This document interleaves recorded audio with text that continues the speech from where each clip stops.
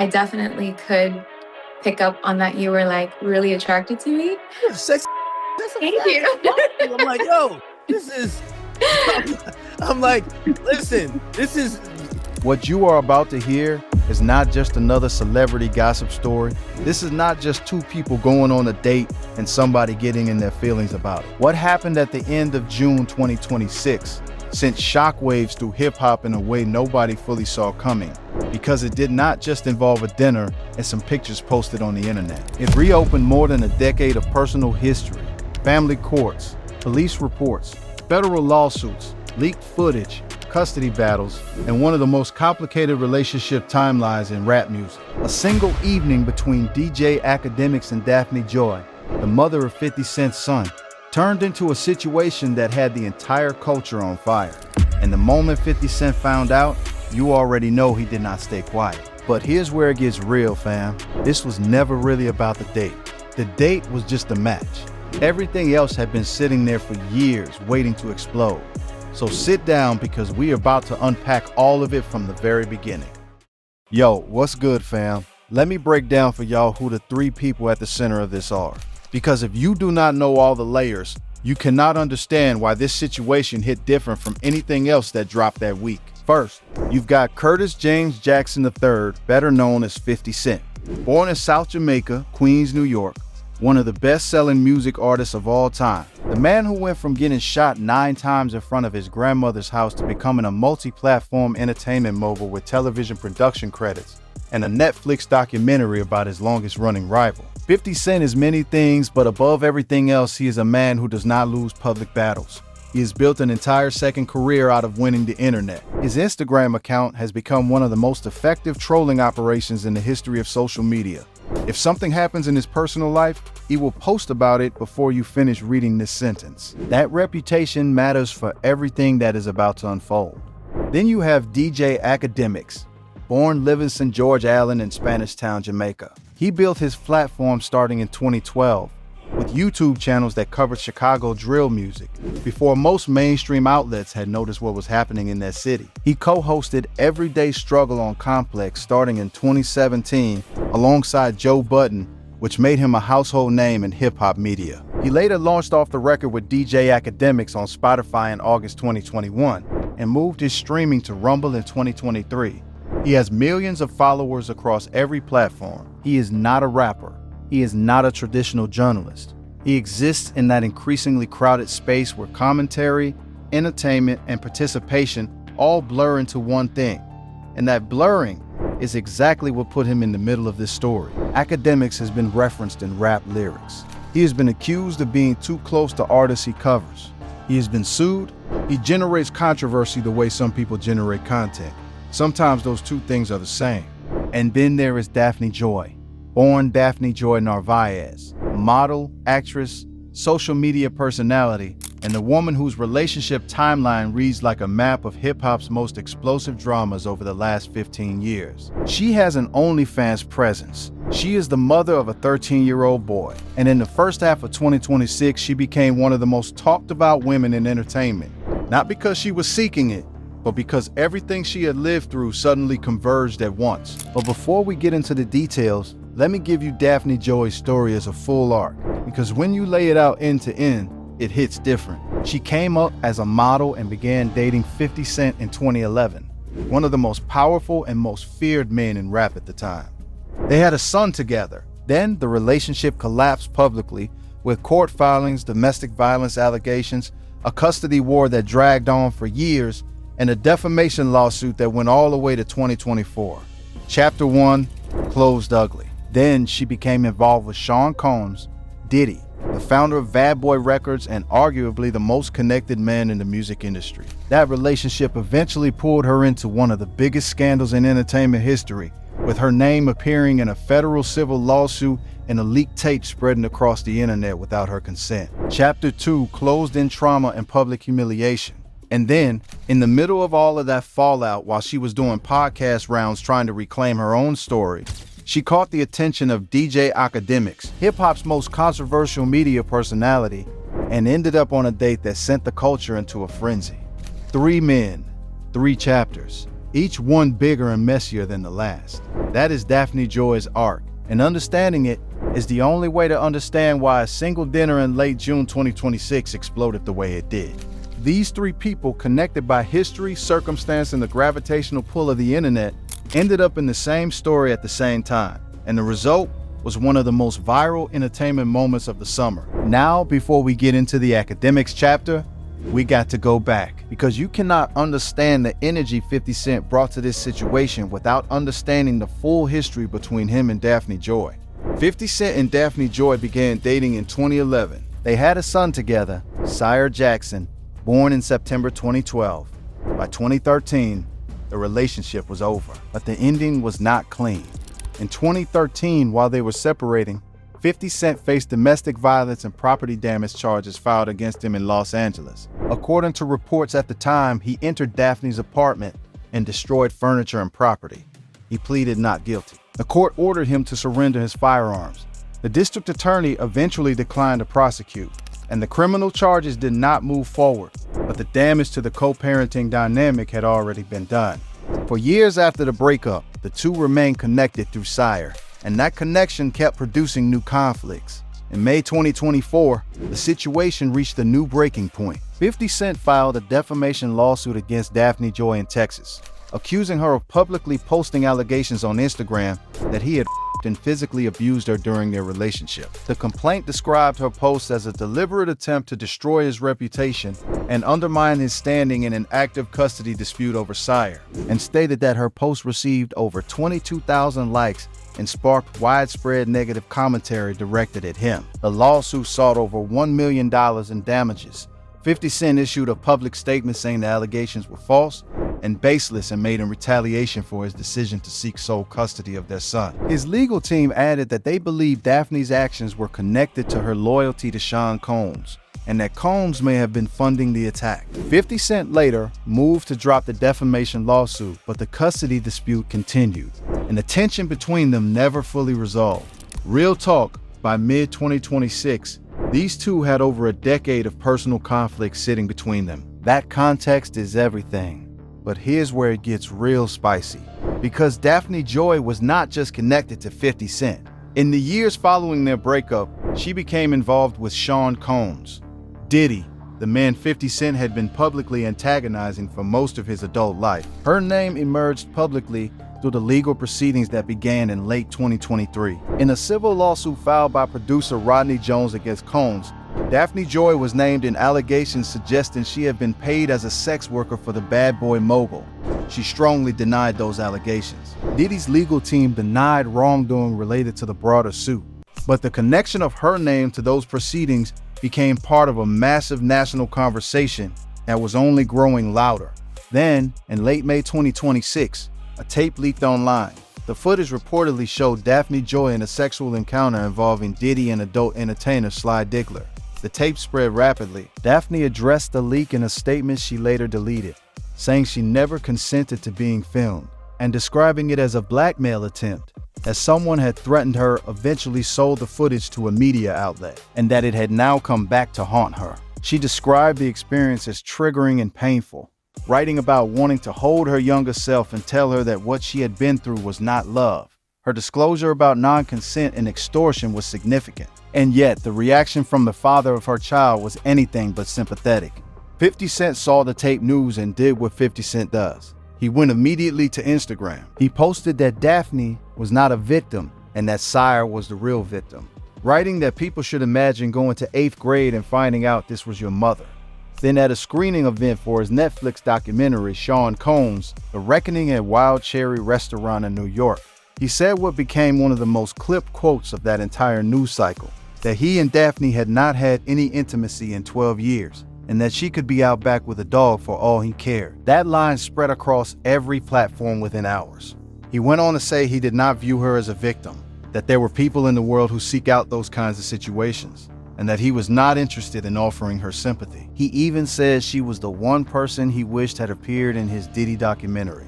The comments were harsh by any measure, and they set the tone for everything that followed. Now let me break down for y'all exactly how DJ Akademics fits into all of this, because his entry into the story was not accidental, and it was not random. It started with the tape itself. When the footage involving Daphne Joy Diddy and Sly Diggler spread online, Akademiks reacted to it publicly on his streams the way he reacts to most breaking entertainment news, by discussing it extensively, making jokes, and generating enormous amounts of engagement. He posted a video commenting that he understood why both 50 Cent and Diddy had been drawn to Daphne Joy. That clip circulated widely. Then, in one of the stranger developments of the entire arc, Akademiks reached out and landed an interview with Daphne Joy directly. She was not talking to CNN, she was not sitting down with a major newspaper. She chose Akademiks, and the interview was electric. During their conversation, Akademiks made no effort to hide the fact that he was attracted to her. He asked her about her OnlyFans content, made jokes about collaborating, asked about her preferences and her type. It was not what most people would call traditional journalism, but it generated millions of views and dominated social media discussion for days afterward. Daphne's response to his attraction was what really ignited the next chapter. She told him she was attracted to his attraction to her. That line alone went viral. Then she appeared on No Jumper with Adam 22 and called Akademiks hilarious, saying that underneath all the vulgar words and the profanity, she could see a man who was genuinely attracted to her, and that she found that compelling. Then on June 19, 2026, she appeared on Cam Newton's Funky Friday podcast. Newton asked her directly, would she go on a date with DJ Akademiks? Her answer was immediate. She said it was a yes, that she was ready at 8 p.m., right now. She told Newton that it was not about looks, it was about how someone makes you feel. She said that during one of her most emotionally vulnerable times, Akademiks had interviewed her and made her laugh. That was what mattered. Newton expressed skepticism about the pairing based on appearances. Joy pushed back. The clip from that podcast spread just as fast as everything else connected to this story had. Akademiks saw the clip and shared it on his own Instagram with the caption asking his followers if it was 8 p.m. yet. The community reacted with everything from excitement to laughter to complete disbelief. And then, on June 27, 2026, it stopped being online flirting. Akademiks posted 4 photographs on X and on Instagram showing the two of them together in what appeared to be a romantic dinner setting. Daphne wore a tight brown dress. Akademiks went all black with pants, a jacket, and a backwards cap. In one photo, she held a single red rose. In another, she held his face while smiling at him. In others, he stood behind her with his arms around her. He captioned the Instagram post, quote, "Secure, just know @ Daphne Joy UR101. On X, he wrote, "Secure, where she at? Here she is," and tagged her account. She replied to that post with the words, "Adore you." Then came the live stream. On his stream following the date, Akademiks did not hold back about how the night went. He revealed that the dinner cost somewhere between $3,000 and $4,000. He said with all the money spent, they did not actually eat. He joked that the whole thing was essentially filming a content episode. He brandished the honey pack on camera and joked about bringing it just in case, which sent his chat into an absolute frenzy and generated another round of clips that spread across gossip pages and reaction channels within hours. It was chaotic. It was funny to many people. It was crass by any traditional standard, and it was exactly the kind of moment that Akademiks has built his entire brand around. The real kicker, though, is what happened on the 50 Cent side of the ledger. When the photos of Akademiks and Daphne Joy went public, the entire internet immediately turned its eyes toward 50 Cent. Not because he had any claim over her romantic life, they had been broken up for over 12 years, but because of who 50 Cent is and what people knew about his history of not letting things slide without comment, people started tagging him. Gossip blogs were writing about his likely reaction before any reaction even came. The anticipation of 50 Cent's response became its own content cycle.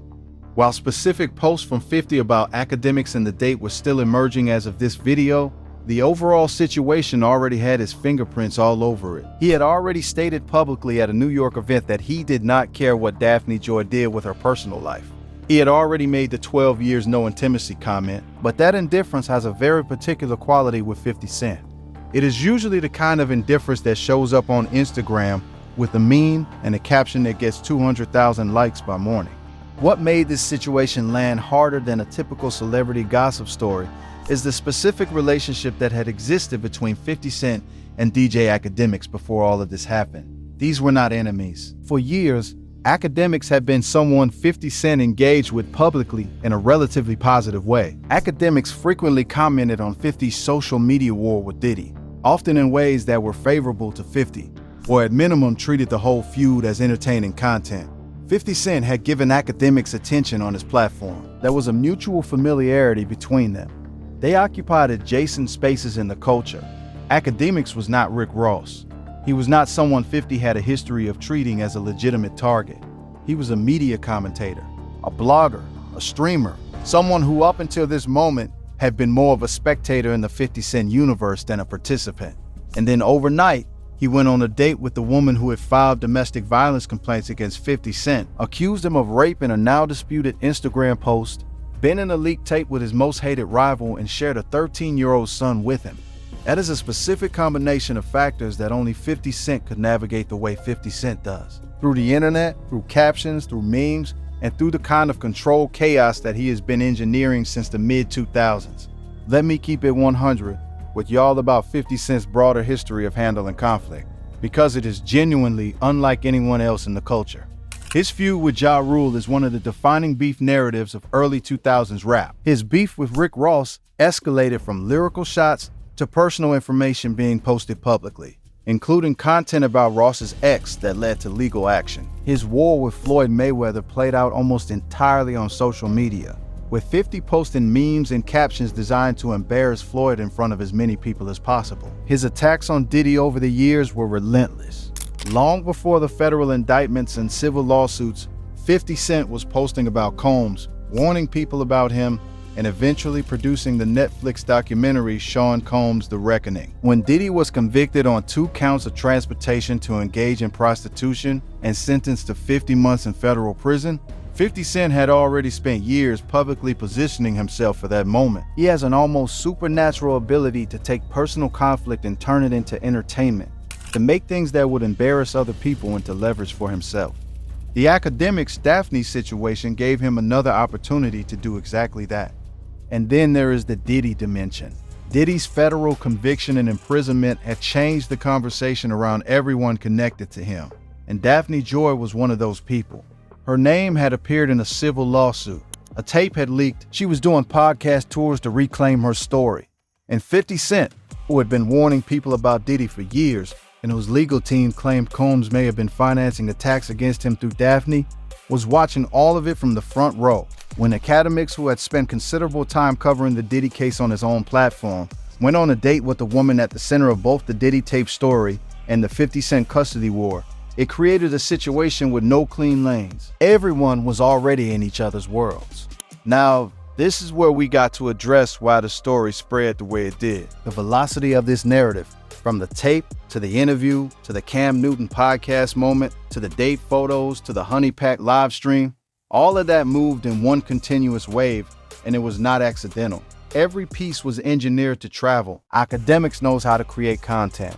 The Cam Newton moment, where she says she was ready at 8 p.m. right now, was built to be screenshotted and captioned. The date photos hit multiple platforms simultaneously. The Honey Pack live stream was a performance as much as a personal share, and every gossip blog, reaction channel, and Twitter thread that connected 50 Cent, Daphne Joy Akademics, and Diddy in the same headline was doing the algorithmic work that turns a celebrity moment into a cultural event. This is how the internet works now. It does not just report on drama, it participates in it. Let's talk about Sire Jackson for a moment, because he is the person in this entire story who did not choose any of it, and who has been affected by all of it. Sire was born in September 2012. He is 13 years old.